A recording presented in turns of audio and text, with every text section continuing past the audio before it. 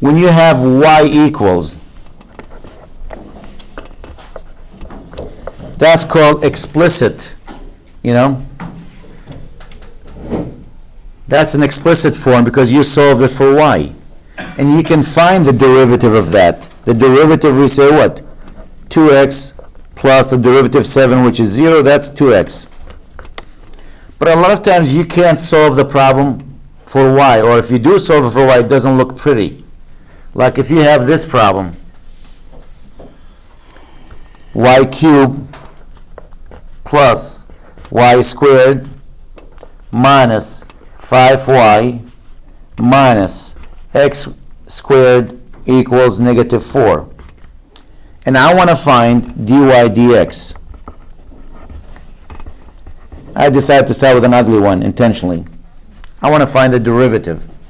You can see it's almost impossible to solve this for y. So you really can't solve it for y. And don't ask me why this y is capital and that one's lowercase. I don't know. There we go. I mix and match for no reason. I wish I know the answer. So I can't solve this for y. That doesn't mean I can't do the problem. Now, let's take the derivative of this. What is, if this was x cubed, what's the derivative of x cubed? 3x squared, right? But it's not x.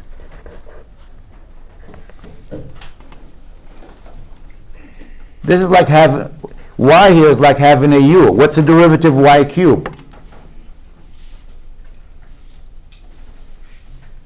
Isn't that 3y squared times what?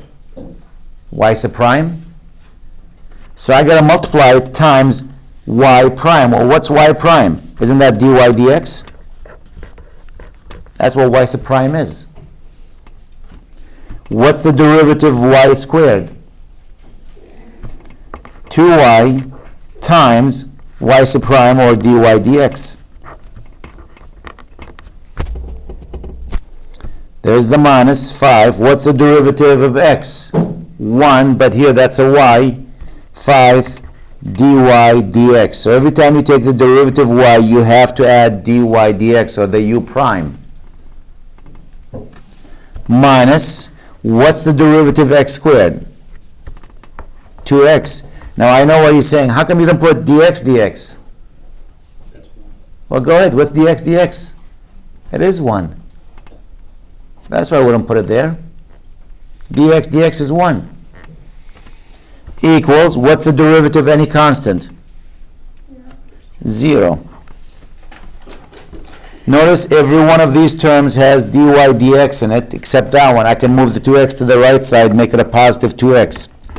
When you look at these three terms, I can factor out dy dx. What's the derivative of the, I mean, what's left here? 3y squared plus what? The 2y minus the 5. Can we find dy dx here? It's 2x over 3y squared plus 2y minus the 5. And that's my derivative. Without having to solve it for y, none of that stuff. I don't need it. So when I take the derivative of y to any power, just like x to any power, just remember to add dy dx to it. If it's not x, if it's u, you have to put du dx. If it's v, dv dx. If it's y, dy dx. The only time we don't put it when it's x, because it's dx dx, which is a 1. So we don't put it there. Let's try another one. And some of these I could actually solve them for y. I just don't want to. Why? This one I can solve it for y. I can make it explicit and solve it for y and take the derivative. But why should I? It's easier if I just plug it in.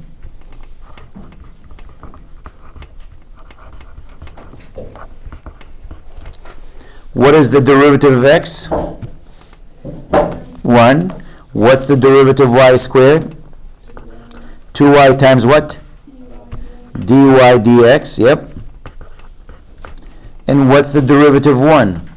0. Why are we taking with the y in a second now? What's 2y dy dx? That's use of prime. Yeah, I'm saying, why are we even doing that? Because you want the question, find the derivative, right?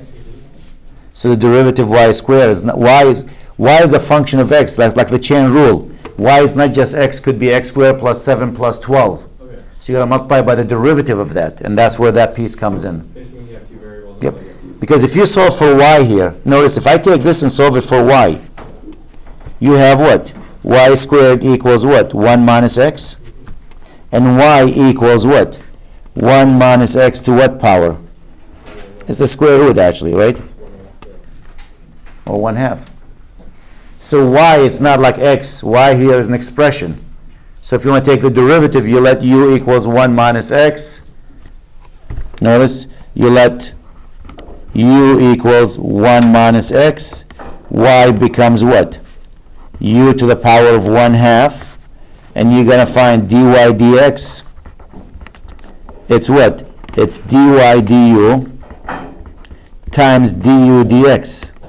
So that's where actually the dy dx coming from, times the derivative of that.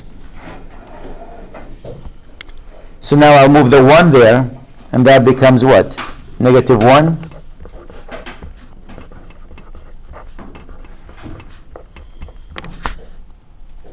Can you find dy dx?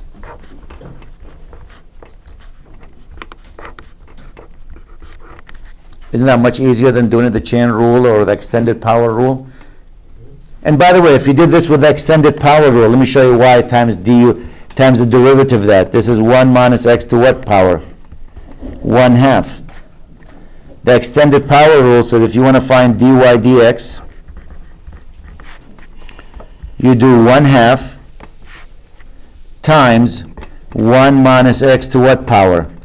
Negative 1/2 times the derivative what's on the inside, which is negative 1, times the derivative, and that's what this one is telling you. And do the math here. What do you have? Negative 1 over 2 times the square root of 1 minus x. Bless you, if you did it. Now let's go back to this, the way we did it. Is that the same answer? What is y equal to? Square root of 1 minus x. You see that? So if I plug it in, look at this answer compared to that answer. A lot quicker and easier this way. So we could take a normal, like you've been presented with before. Well, if you only have y, it's silly to do this method, because you only have y. So just straightforward. But if you got y's all over, like the next example I'm going to give you,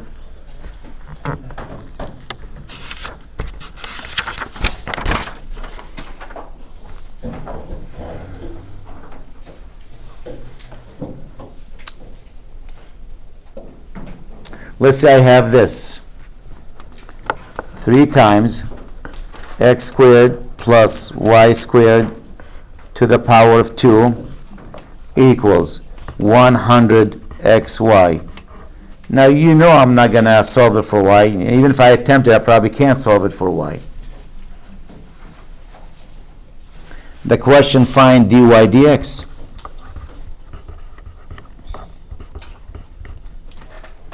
This one I'm going to use the extended power rule on the left side. I'm going to leave a space. There's a reason I'm leaving a space. 2 times 3, which is what? 6. X squared plus y squared to what power? 1. Times the derivative what's on the inside.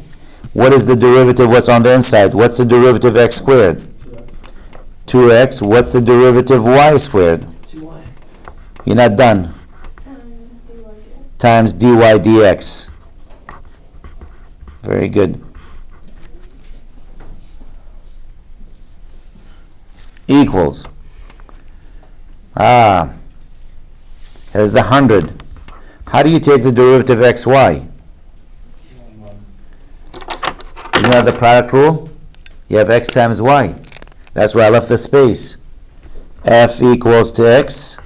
What's f prime? 1. I factor the 100 out. I could have made it 100x and made life easy. You want to do it that way? Instead of have the 100 sitting in the front, you want to leave it as 100x as one piece? You can.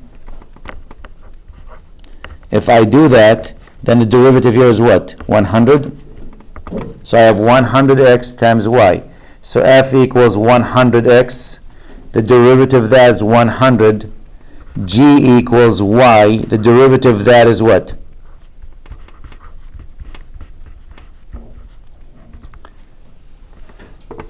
One times what? dy dx.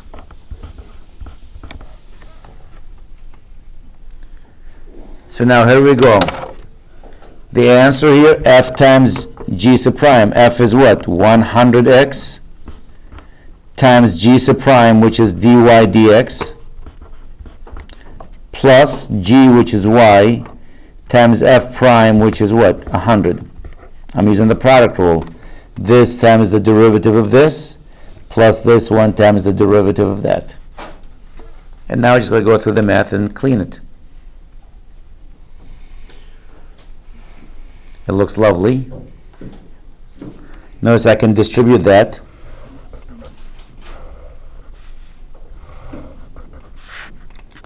So 6 times 2, that's what? 12x times x squared plus y squared. And the other one, you multiply that, 12y x squared plus y squared times what? Dy dx on the right side. Here we have what? 100x dy dx plus 100y. Since I'm looking for dy dx, I need to move this to this side. I need to move this to that side, because I want dy dx on one side.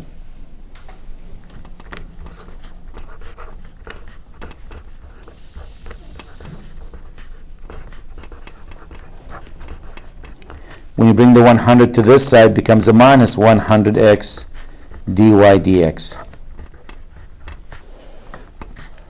100y, and this becomes minus 12x times what? X squared plus y squared.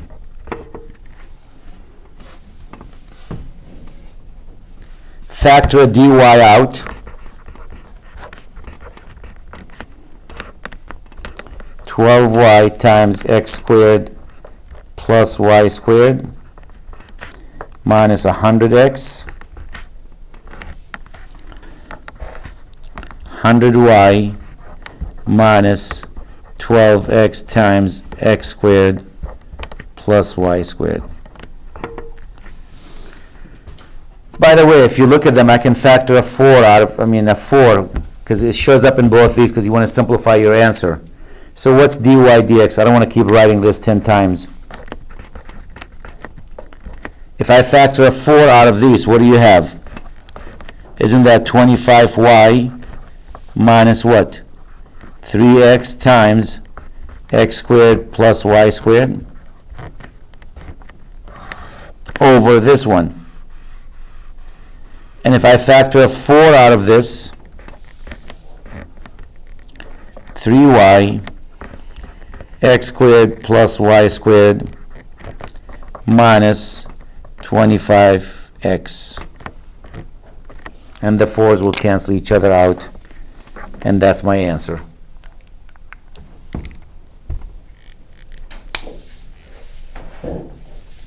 If I attempt to solve it for y, good luck. I can't. So you might not like this, but that's your only option. You don't have much of a choice there. So does dy dx almost going to become like another variable? No, that's a derivative. Yeah, but like you're solving. Oh yeah, when you factor, you mean? Yeah. Yes, just like having z there, or Yeah. t or m. You can factor it out. Absolutely, yes. Alright.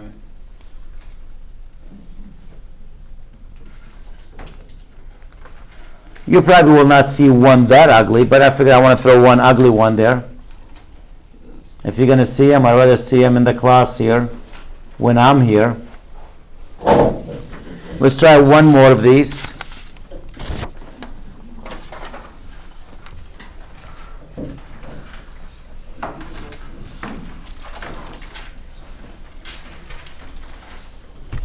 Let's say I have x to the fourth plus x squared y squared minus y squared equals 0. We want to find the derivative of that.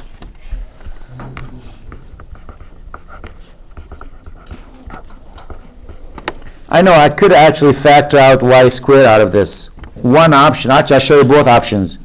One option for this, take x to the fourth to that side becomes what?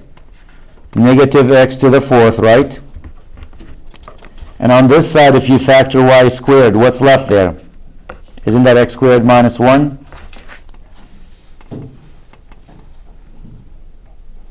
That's one option.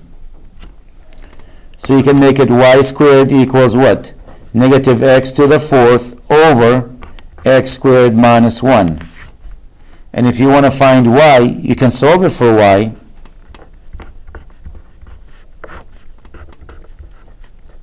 To what power? 1/2. Now take the derivative. I guarantee you this is a lot worse than the implicit differentiation. Because to take the derivative of that, or dy dx, whatever you want to call it, it's 1/2 times what? Negative x to the fourth over what? X squared minus 1 to what power? Negative 1/2 times the derivative what's on the inside. And what method are you going to use to take the derivative now? The quotient rule.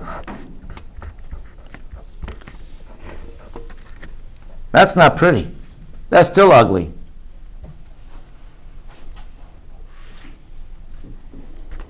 I'm not going to simplify it, but I'll put it there.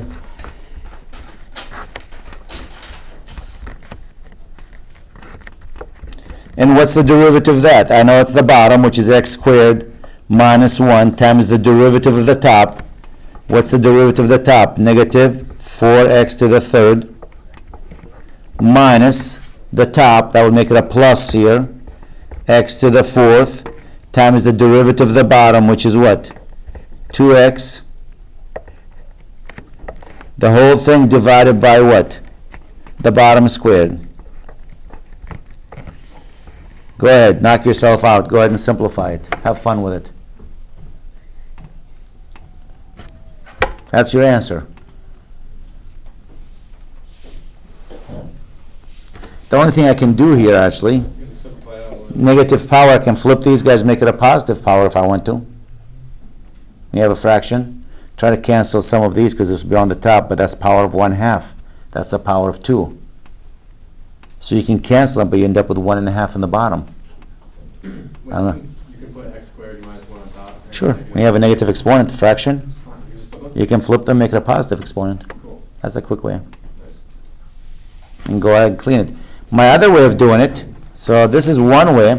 The other way, so who cares if I can solve it for y or not? Let's look at the problem.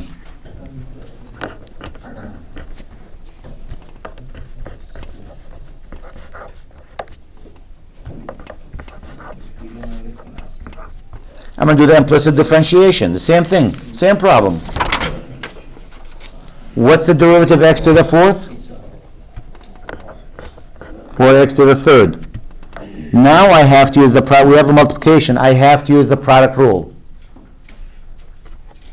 So the derivative of this, x squared times the derivative of y squared. What's the derivative of y squared? 2y times what? dy dx. Plus y squared times the derivative of x squared. What's the derivative of x squared?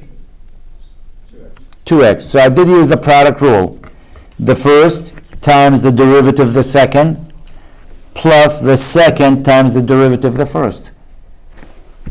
Minus. Let's take the derivative y squared. 2y times what?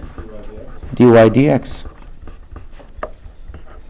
Which one looks better mathematically? That one, by a lot. Yep. If you move this piece right there and move this piece right here, you have the dy dx on the right side.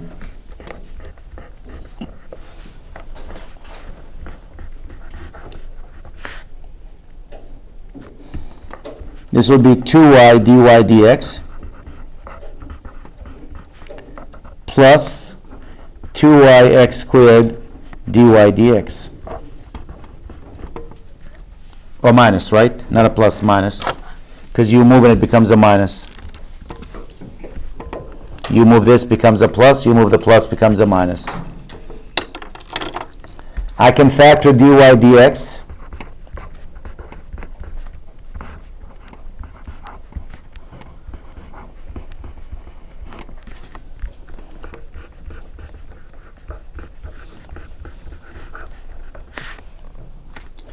And what's dy dx?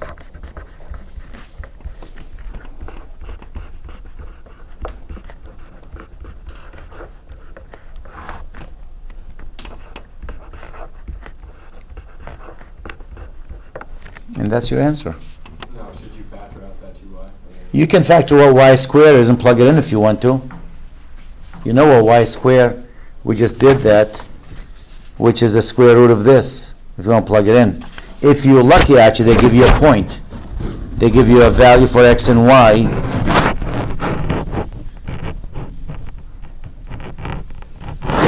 Let's say if they say find dy dx at 0, 1. Then if you're lucky, they give you that point. What's the derivative at 0, 1? You go to this, you let x be what? 0 and y be 1. When x is 0 and y 1 at 0, 1, dy dx is going to be what? 4 times 0, 0 plus 0, that's 0. 2 minus 0, 0 over 2, which is what? 0. So if they give you a point there, then just plug it in. Much, much faster and easier, less math. So the thing to remember, when you're taking the derivative y squared, it's 2y dy dx. And we use this method when it's solving for y, it's really not easy. Or if you solve for y and the problem turned to an ugly problem, like this, then go with the implicit differentiation. Leave it alone. Say, I'm not going to solve for y, just take the derivative.